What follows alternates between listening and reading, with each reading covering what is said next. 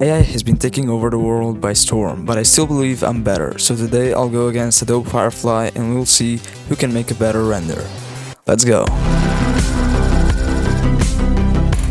For the first one, I asked it to make a futuristic sci-fi render of a cube, and it cooked up many different stuff until I got one that looked insanely well and set it as my reference.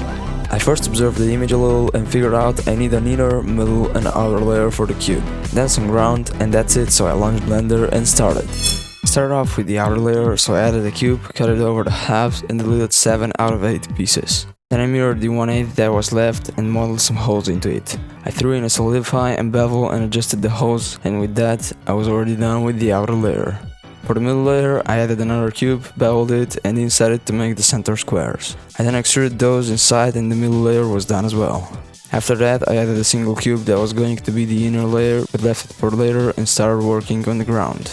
I tried to make some kind of a cube mess that would represent a motherboard chip, but I quickly figured out that I'm not skilled enough to do that, so I left it off and moved on to texturing the cube. I gave the outer layer of worn eye texture, set it as bump and made the entire material metallic. I then moved on to texturing the holes of my middle layer. I first assigned them an emissive material, added a worn eye texture that I tweaked and stretched a little, and finished it off with a slight gradient to make it look like it's powering from the inside. But that's where my first major problem occurred.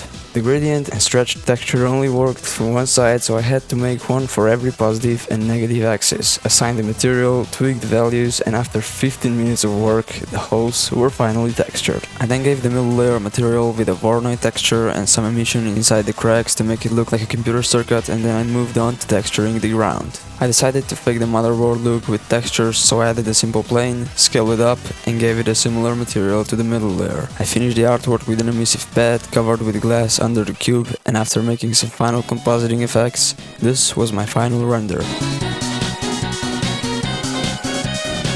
If I compare it to the AI's render, I think I won this one, but the winner will actually be set after I finish the second render, so let's go.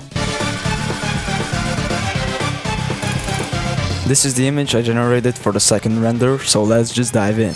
I launched Blender and immediately started working on a robot shape. For this one, I decided to go completely different and make something space-like.